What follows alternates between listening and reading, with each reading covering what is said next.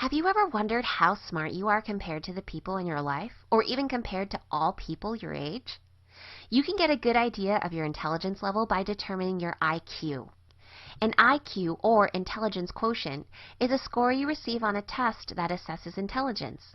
But what exactly are these tests? We will begin with an example of an IQ test and then explain the different components and what they mean.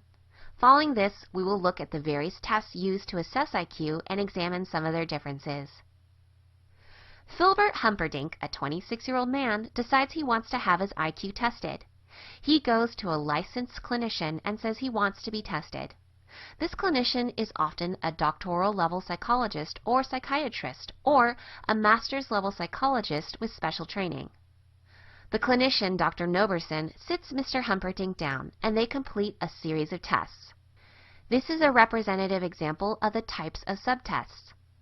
Assorting simple blocks to match an image. Remembering numbers and repeating them back in varying orders. Defining words. Filling out a problem sheet as quickly as possible. Mr. Humperdinck finishes many more tests similar to these, and Dr. Noberson says he will have the results by next week. Mr. Humperdinck returns and is told he has a full-scale IQ of 100. His verbal comprehension is 110. His perceptual reasoning is 90. His processing speed is 120, and his working memory is 80. Mr. Humperdinck nods along, completely bewildered by what Dr. Noberson is saying. So, what do these scores even mean? IQ is a comparison of your test results to the results of people your own age. The average IQ is 100. If you gave 1,000 people a really hard test, your results would look like this. The higher the graph goes, the more people who have achieved that score. As you can see from the graph, there is a bell-shaped distribution.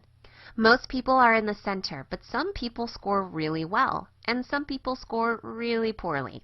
But having the IQ average at 100, scores can go high or low and still make sense because of their relationship to 100. The different colors of this graph are standard deviations. Standard deviation is a mathematical way of grouping people together. If you look at the red line on 100, the blue group to the right is considered one positive standard deviation, and that blue group is 34.1% of the population. If you combine it with the green group just to the left of the red line, you have everything within one standard deviation of the average. Average is 100, or 68.2% of the population. Remember, one standard deviation equals 34.1%. By combining both above and below the standard deviation, you get 68.2%.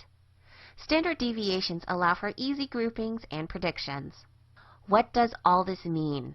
A standard deviation in IQ points is 15, so 68.2% of the population will have scores between 85 and 115. This is labeled an average IQ, which is just a name for a group of people scoring around the average score. This name for a group helps make it easier to group test takers together. About 95.4% of the population will have an IQ score between 70 and 130, which is everyone within two standard deviations.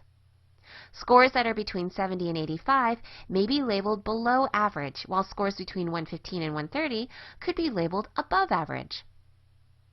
Put simply, intelligence is a mental horsepower. If you have more horsepower, you can do more faster.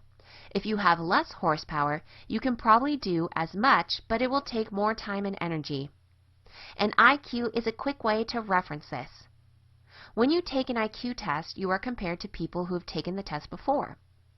Prior to the release of the test, the writers of the IQ test had several hundred, sometimes more than 1,000 people assessed.